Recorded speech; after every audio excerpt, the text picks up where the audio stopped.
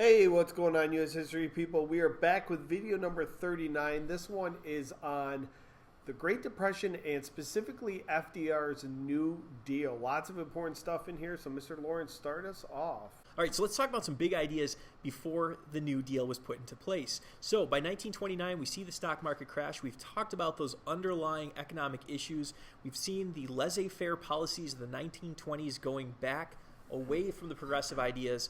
As I mentioned already, we see a massive stock market collapse that really hurts the economy. We see the issue of the bonus army and the political fallout of that. Mr. Royce, do you remember who our bonus marchers were? Who was the bonus army? Yes, these were World War I veterans that wanted to get a bonus that was promised to them in the year 1945.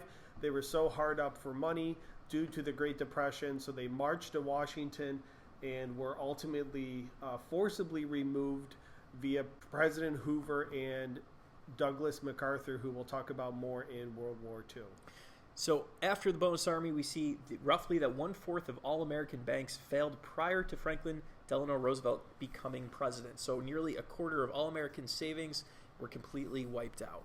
So FDR's first few days in office, the number one issue facing him is going to be the banking crisis. And he is inaugurated on March 4th, 1933. One of the first things he does is declare a national bank holiday. And he closed banks for several days. He basically said, you're not doing business anymore until everybody can just calm down and relax and try to restore some faith in banks.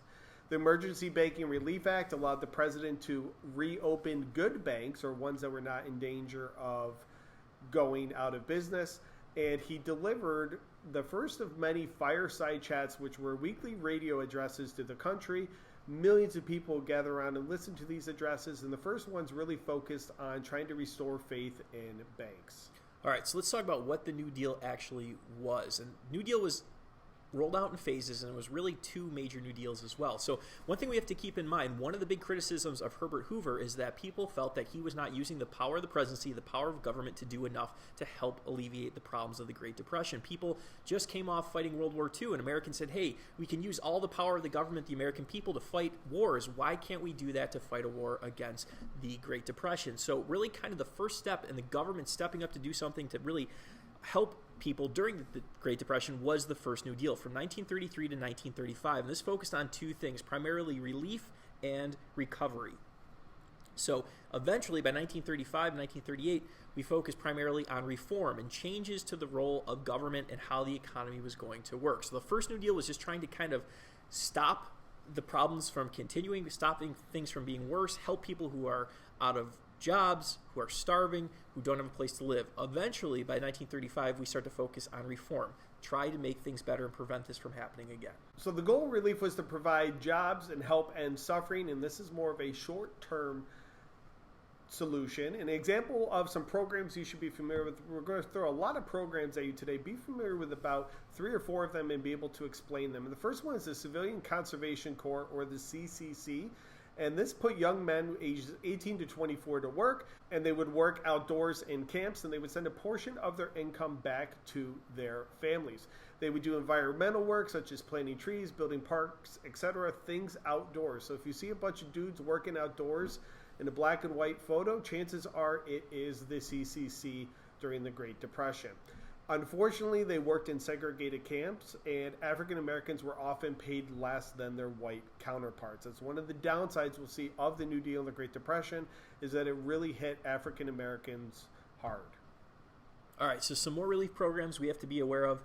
First was the PWA, the Public Works Association, which provided $4 billion to state governments to build schools, roads, highways, etc. You might even be sitting in a school that was built around this time. That would be a pretty old school, but it's a possibility.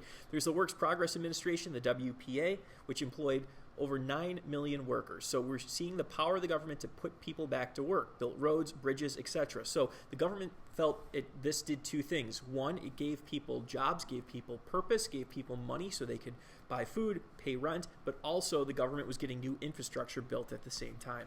And if you played Grand Theft Auto 5 before, you're familiar with the LA Observatory here. This was actually built as a result of the WPA. So recovery, we're jumping over to trying to improve the economy. The Agricultural Adjustment Act, or the AAA, if you remember, one of the hardest hit groups in the 1920s and the Great Depression was farmers. So this act sought to limit the production of crops, basically paid farmers not to grow crops. So there wouldn't be the surplus of food and farmers could make more money. This will later be overturned or declared unconstitutional in the court case Butler versus the United States. All right, continuing on with recovery, we have the National Industrial Recovery Act, the NIRA, allowed the president to set codes for industry, so things like prices, working hours, etc. So this was a complete turn against laissez-faire. It gave the president a lot of power to intervene in the economy. It was eventually declared unconstitutional. Jumping over to reform. Now, reform, you should definitely know a lot of things here, some of which you probably are familiar with in your daily life. So the goal was to reform or change the economy and prevent another Great Depression. So an example of a reform program is the FDIC, Federal Deposit Insurance Corporation. If you have your money in a bank or a credit union and it does not have this, you want to go away and go to some place that does, because this guarantees bank deposits. At the time in 1933, it was up to $5,000. Today it is around $250,000. This helped restore faith in banks. The Securities and Exchange Commission, or the SEC, sought to protect the stock market from fraud and made things like buying stocks on margin illegal, so trying to prevent another stock market crash. So let's continue to talk about reform, and we'll specifically look at Social Security, a program that's still with us today.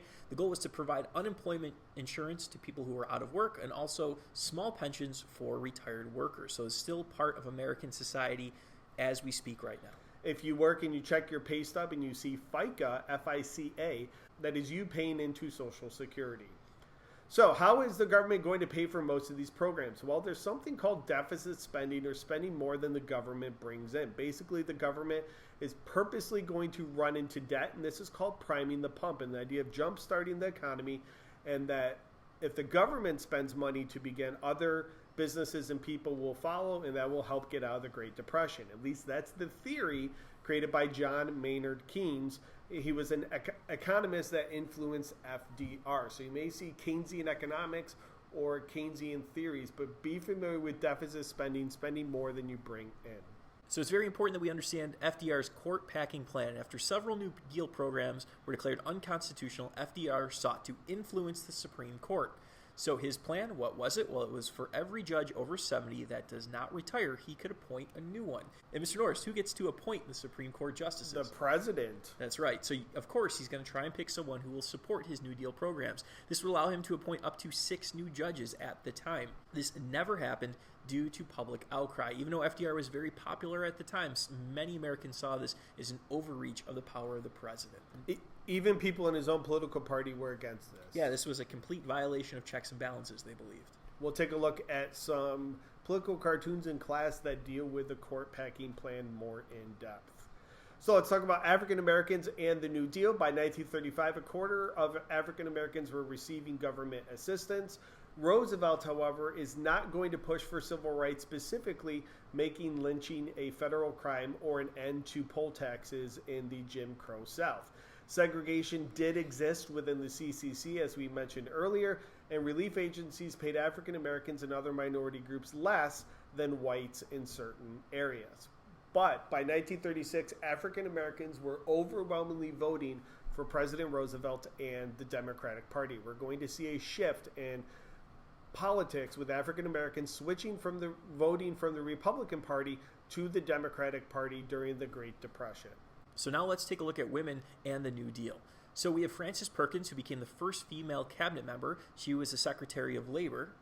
And also Eleanor Roosevelt was the eyes and ears. So the president's wife really became his biggest advocate for the New Deal. Because of his limitations of getting around, it was much more effective for his wife to travel the country, to listen, to hear, and to bring those ideas back to the presidency of how the New Deal was impacting, or really wasn't going far enough to support America. Most women did not receive government jobs. Again, unfortunately, we've talked about the issue of discrimination and segregation. Many of those jobs did not go to women, really went to white men. And belief in the economic downturns, men, not women, should have the most jobs. So again, we're thinking of that traditional gender role where men were the primary money makers within families. families, so the government felt they should be the ones to have the opportunity to work. So again, unfortunately, seeing a lot of gender discrimination at this time as well.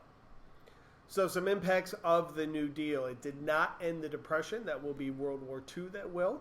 Reforms are still around today, such as Social Security, the FDIC, SEC, etc., and political realignment. We're going to see, as we mentioned, African Americans and working class communities begin to support the Democratic Party in very large numbers. All right, so let's talk about positive negatives of the New Deal. So positives, really quickly, we restored the faith and optimism, especially in the banking system. So a lot of it was psychological. People started to feel more confident to use the banking system, provided millions of jobs, and programs still exist today, such as Social Security, FDIC. So some negatives, unemployment still persisted throughout the 1930s. It did not eliminate the issues of unemployment. World War II helped to end the Depression and really bring the United States back to full employment, and did not address issues of segregation and discrimination.